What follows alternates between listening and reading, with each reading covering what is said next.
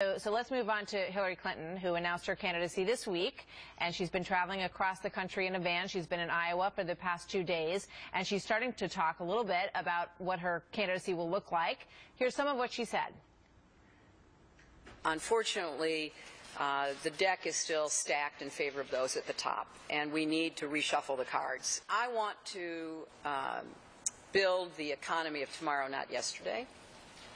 And I want to make middle class mean something again. And you cannot do that if you don't have small business really building and driving economic growth.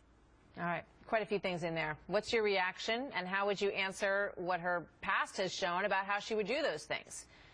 Well, of course, Hillary Clinton is right about one thing in that statement. Small business is the engine of economic growth and job creation and innovation in this country. Of course, she doesn't understand the economy, apparently, or she would understand that all of the policies that she backs are the ones that are crushing small businesses. So whether it's Frank or Obamacare or just the regulatory thicket and huge, costly, powerful, corrupt government that she favors, those are the things that are crushing small businesses. So during the Obama administration, for the first time in U.S. history, we are now destroying more businesses than we are creating.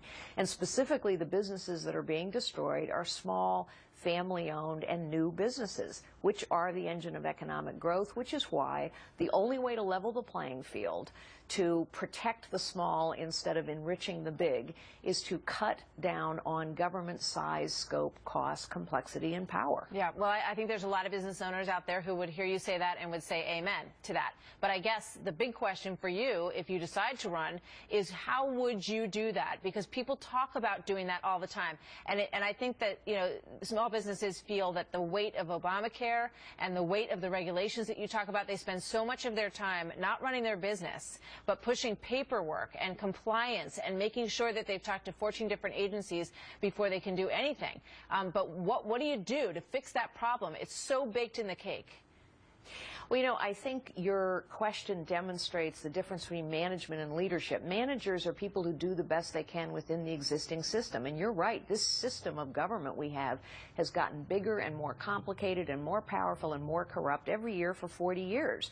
Under both Democrats and, sadly, Republicans as well. Democrats, of course, have made it much, much worse. So the only way you change that system is through leadership, which is when people say, you know what, I'm not going to accept the broken system. It starts by actually understanding how the economy works. But honestly, we have to now hack through the regulatory thicket. Tax reform needs to start with radical simplification of the tax code. We need to repeal a whole set of things just because they've added so much complexity and such a huge burden. And we also have to get this bureaucracy under control. And I think two things that would help tremendously that we can do with the support of American citizens is zero-based budgeting, so we actually know where every dollar is being spent, and pay for performance. For heaven's sakes, you can watch pornography all day long here in Washington, D.C. and get paid exactly the same and earn the same pension and benefit as somebody trying to do a good job. There are a host of things that we need to start doing to unravel this regulatory burden, but we can't just keep managing within the system that's been in place for all these decades. We have to change the system now. Start from the bottom and make each one of these agencies be held accountable for $1 and work your way. Well, that's what a small business has to do. Exactly, they sure do. I want to talk to you a little bit about foreign policy because you know when people look at you as a potential candidate, they say obviously a lot of experience in business for many years.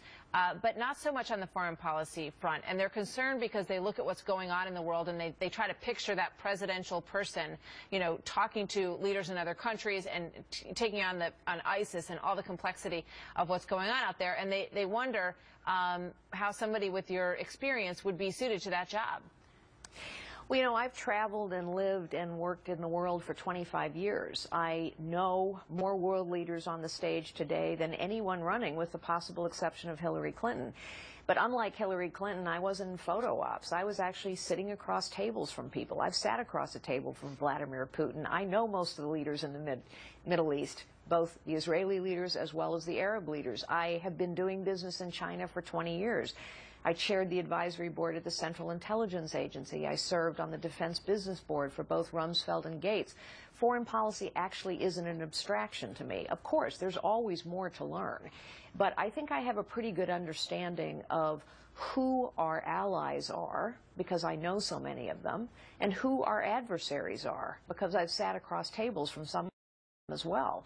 And I think one of the most important things we need to understand is the leverage we actually have. There's so much we could be doing that our allies have asked us to do that we haven't done. So, you know, we could stand up for the Baltic states. We could rebuild our missile defense programs. We could rebuild the Sixth Fleet. We could arm the Ukrainians. We could finally arm the Kurds. We could give King Abdullah of Jordan the bombs and the materiel that he came here begging this country for that he still hasn't received.